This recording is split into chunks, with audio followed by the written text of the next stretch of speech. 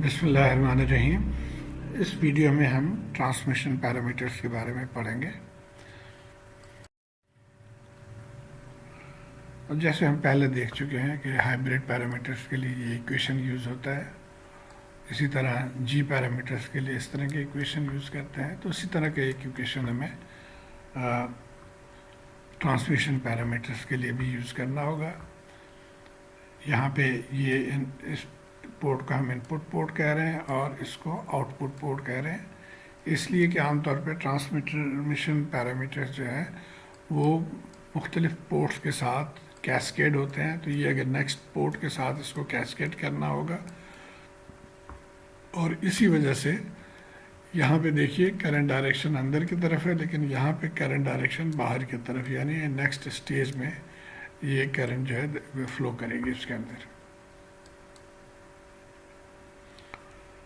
और ये पैरामीटर्स जो है ना हमने यहाँ पे फाइंड करने हैं। ये रिलेशंस है जो इनपुट टर्मिनल्स पे है V1 एंड I1, वो हमने मालूम करना है in terms of output terminals V2 और I2। और ये इसके पैरामीटर्स ABCD हैं। और इससे मिलता जुलता तो ये होता है कि यहाँ पे हम पॉजिटिव साइन लगा लेते हैं, क्योंकि ये करंट डायरेक्शन अभी नेगेटिव डायरेक्शन में है या उल्टा है, तो इसलिए यहाँ पे नेगेटिव साइन इस्तेमाल हो रहा है।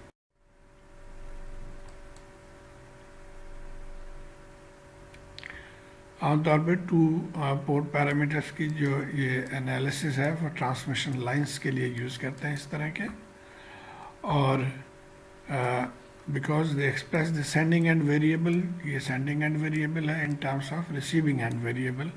ये जो वेरिएबल्स हैं ये रिसीविंग एंड की आउटपुट एंड के हैं।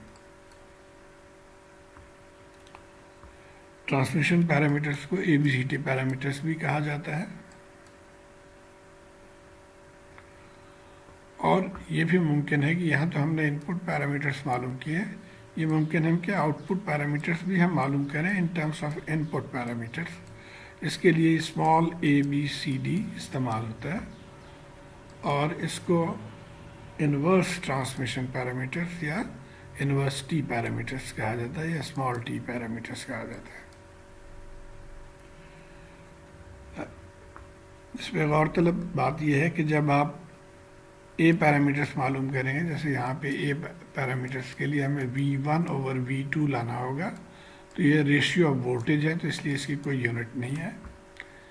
लेकिन B के लिए V1 डिवाइडेड बाई I होगा, तो वोल्टेज डिवाइडेड बाई करंट, तो B की यूनिट जो है वो ओम से होना चाहिए, क्योंकि ये इम्पिडेंस है। इसी तरह C के लिए I1 डिवाइडेड बाई V2 हो जाएगा, तो ये एडमिटेंस हो गया, तो इसलिए इसका यूनिट सीमेंस है। और D के लिए I1 डिवाइडेड बाई I2, तो ये करंट रेशियो है, इसलिए इसकी कोई यूनिट नहीं है।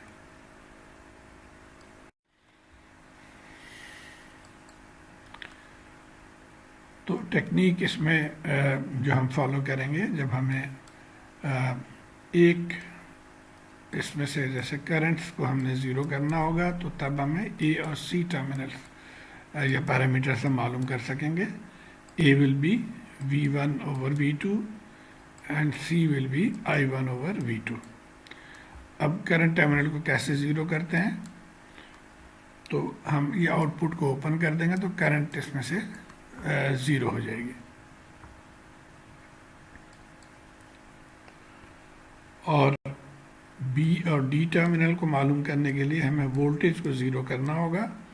और वोल्टेज कैसे ज़ीरो करते हैं कि वोल्टेज टर्मिनल को शॉर्ट कर देते हैं। अब यहाँ हमने शॉर्ट कर दिया, तो वोल्टेज ज़ीरो हो गया यहाँ पे। तो अब आइए हम एक प्रॉब्लम सॉल्व करते हैं। हमें ट्रांसमिशन पैरामीटर्स मालूम करना है, ये जो सर्किट है इसके लिए। तो सबसे पहले हम A और C मालूम करेंगे, उसके लिए हमें करंट को ज़ीरो करना होगा। तो अब हम सर्किट जो ड्रॉ करेंगे, या हमारा सर्किट कुछ इस तरह से हो जाना चाहिए कि हमने करंट ज़ीरो करने के लिए आउटपुट को ओपन कर दिया, और इनपुट पे हमने एक वोल्टेज सोर्स लगा दिया V1। अब यहाँ पे देखिए कि ये करंट I1 है, जो कि इस लूप में भी यही करंट फ्लो करेगी, और ये करंट I2 है, जो कि इस केस में 0 है, लेकिन थ्योरेटिकली हम ये कहेंगे कि ये करंट इसमें से यूँ फ्लो कर रही है। तो अब इस रेजिस्टेंस में देखें तो ये दोनों करंट्स I1 और I2 ऊपर से नीचे यानी सेम डायरेक्शन में फ्लो कर रही हैं, इसलिए। और हमने पहले पढ़ा हुआ है कि जहाँ पे करंट टच करे वो टर्मिनल पॉजिटिव हो जाएगा। तो I1 की वजह से ये टर्मिनल पॉजिटिव होना चाहिए और ये नेगेटिव, इसी तरह ये पॉजिटिव और ये नेगेटिव, और I2 की वजह से भी यहाँ पे पॉजिटिव फिर नेगेटिव और ये पॉजिटिव और नेगेटिव।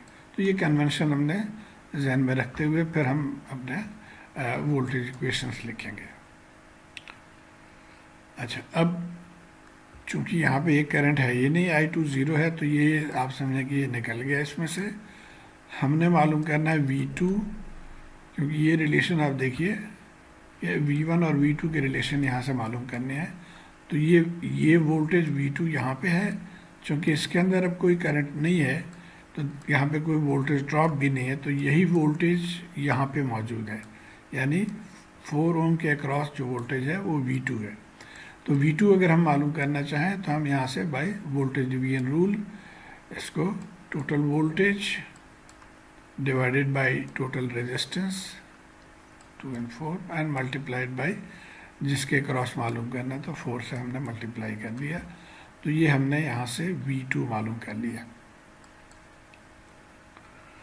और जो ए पैरामीटर है, यहाँ से अगर आप देखें तो A is V1 over V2, तो यहीं से हम ए पैरामीटर मालूम कर लेंगे कि A is V1 over V2। तो V1 और V2 को हम यहाँ नीचे लेकर आए, ये टर्मिनल उधर चला जाएगा, तो इट विल बी 3/2 और विच इज़ इक्वल टू 1.5।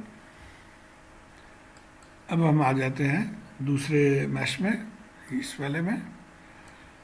यहाँ के लिए यानी C के लिए हमें I1 और V2 के रिलेशन मालूम करना है। अब V2 हमें पता है कि ये है, तो V2 और I1 का रिलेशन जो है वो हम ओम्स लॉ से मालूम कर सकते हैं। ये करंट तो है ही नहीं, तो यही करंट मौजूद है, therefore V2 is equal to I1 into 4।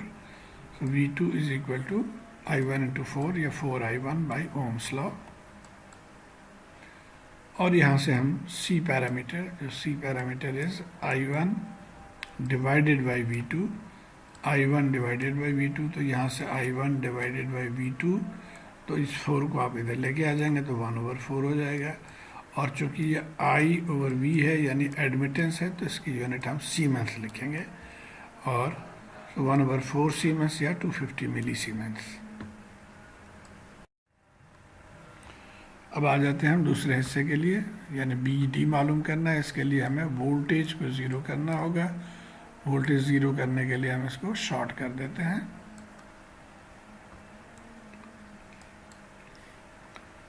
और अभी हम मैश 1 में KVL लिखेंगे इक्वेशन। इस कोने से हम चलते हैं, एक कोने से, और माइनस आएगा पहले, तो -V1, तो -V1 हमने लिख लिया। उसके बाद इस करंट की वजह से पोलैरिटीज हम मार्क कर लेंगे कि जहाँ पे करंट टच करे वो पॉजिटिव है, दूसरा एंड नेगेटिव है।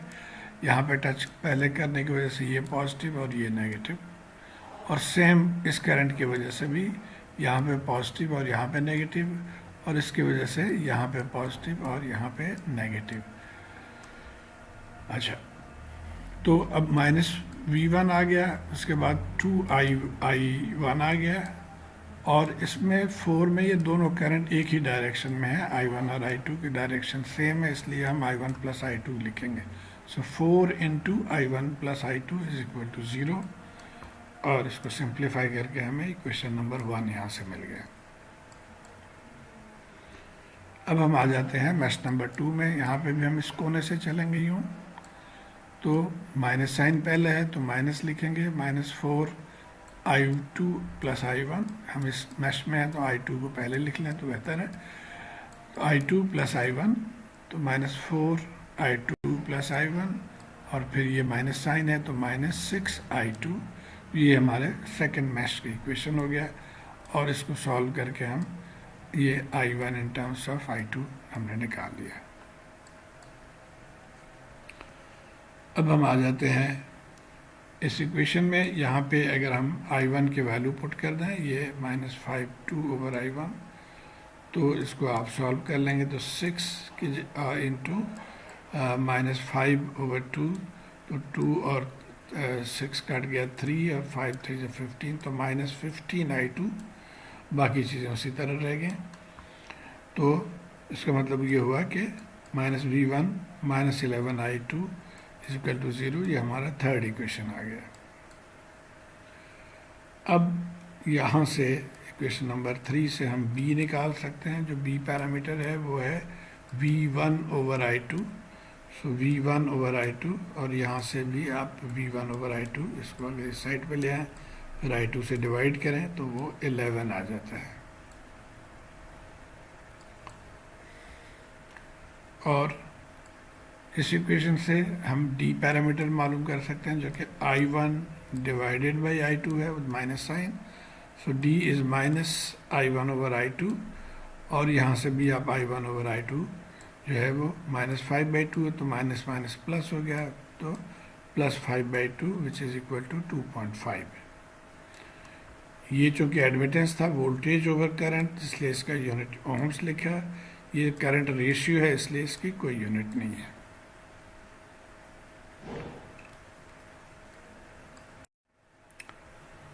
आइए एक और सवाल करते हैं। यहाँ पे भी हमें ट्रांसमिशन पैरामीटर्स मालूम करना है, तो एग्जैक्टली उसी तरीके से हम इसको करेंगे।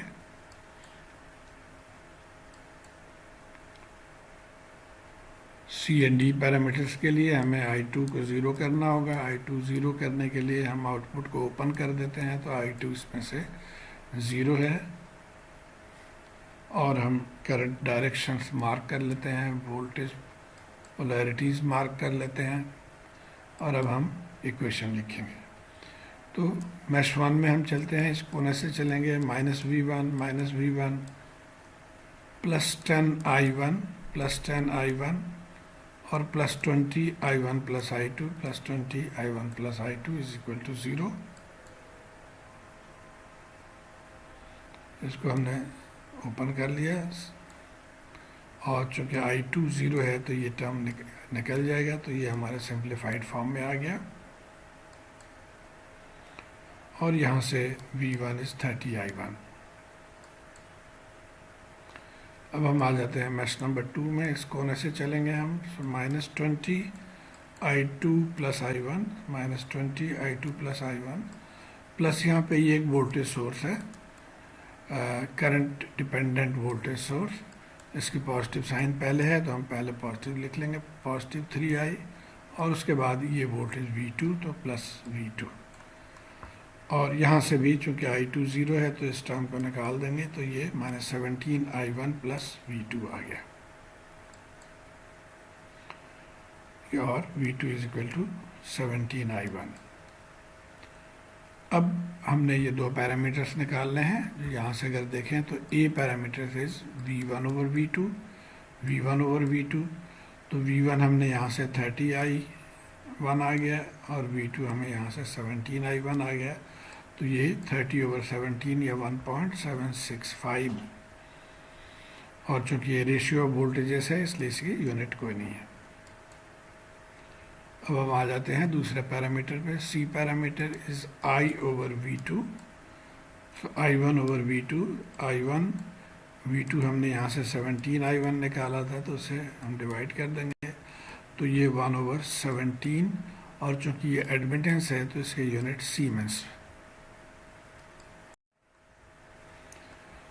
अब लास्ट 2 पैरामीटर्स B और D, इसके लिए हमें वोल्टेज सोर्स को 0 करना पड़ेगा। हमने यहाँ पे इसको शॉर्ट कर दिया,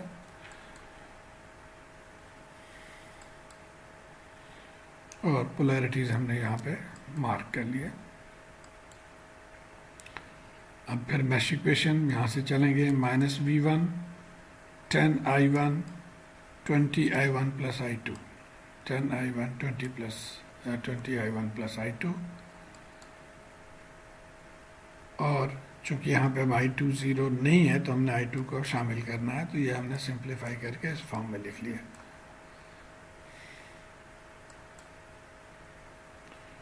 अब मैश 2 में आ जाते हैं, इस कोने से चलेंगे, सो -20I1 +I2 +3i1 और इसको भी हम सिंप्लीफाई करके इस फॉर्म में लेकर आ गए।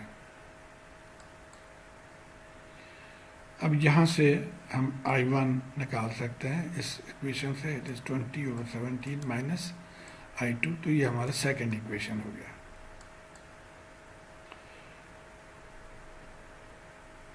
और यहीं से हम d पैरामीटर्स निकाल सकते। d पैरामीटर जो है ये i1/i2 माइनस i1/i2, आप यहाँ से अगर देखें तो d parameter is minus i1/i2 हो जाएगा। जब ये साइन इधर लेके चले जाएंगे तो i1/i2 20/17 यहाँ से आप निकालेंगे। ये i2 जब इधर चला गया और माइनस साइन भी उधर ले जाए तो 20/17 विच इज़ इक्वल टू 1.176। अब आ जाते हैं हम बी पैरामीटर कैसे मालूम करेंगे। तो इस इक्वेशन में, इक्वेशन नंबर 1 में, अब हम i1 की वैल्यू पुट कर देंगे यहाँ पे और ये सिंप्लीफाई होता जाएगा इस फॉर्म में। तो फाइनली ये आ गया कि v1 is equal to -260/17 i2, और यहाँ से हम b2 पर निकालेंगे v1/i2। So b is -v1/i2, और ये आप देखें कि माइनस, और ये i2 इधर आ जाएगा।